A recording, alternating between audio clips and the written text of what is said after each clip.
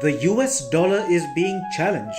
For quite a long time, the dollar has had a near monopolistic hegemony around the world as a reserve currency. Countries are now beginning to grow wary of the dollar's supremacy and taking steps to deal with each other without using the American fiat currency. That's what de-dollarization is. The US dollar derives its strength from two areas: being the reserve currency for almost every country, which means nations from around the world buy the American currency, propping up its value.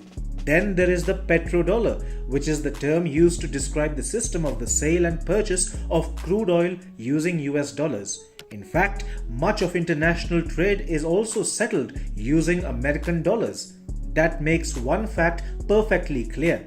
The dollar is the world's most important currency, and the fate of entire countries hinges on its stability. Unfortunately for the dollar, some big countries are beginning to realize the threats that come along with an acute dependence on the currency.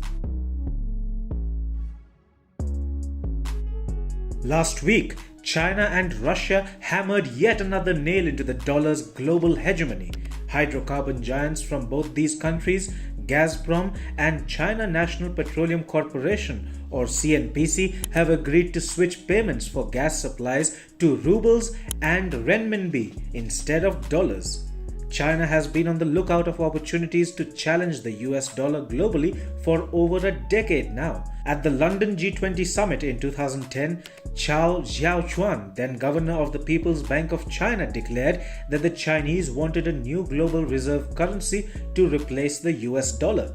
China has more or less limited itself to big talk over the years. One country that has actually taken steps to challenge the dollar, albeit out of desperation, is Russia. Now, China has begun fighting the dollar alongside Russia. After it launched the war on Ukraine, Russia found over $600 billion of its forex reserves in Western banks frozen.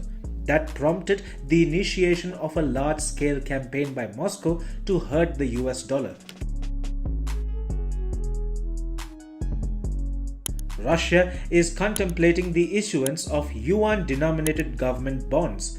Russian state-owned oil company Rosneft on Tuesday made a public offering of 10 billion yuan in bonds.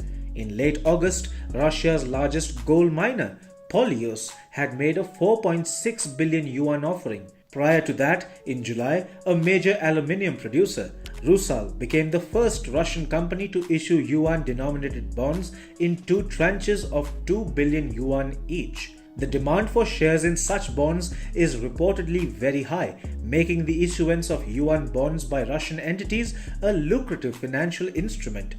In latest news, Russia's Gazprom has decided to shift to settlements in yuan and rubles for natural gas exports to China. China couldn't be happier. Its currency is finally getting the recognition that Beijing has desperately eyed for. While Russia and China's partnership will definitely have its own set of implications for the dollar's position as the world's reserve currency, Beijing's keenness to actually challenge the dollar is a big deal in itself. Even at the height of the trade war between China and the United States, with Donald Trump at the helm of affairs in Washington, Beijing made it a point to not explicitly counter the dollar's hegemony.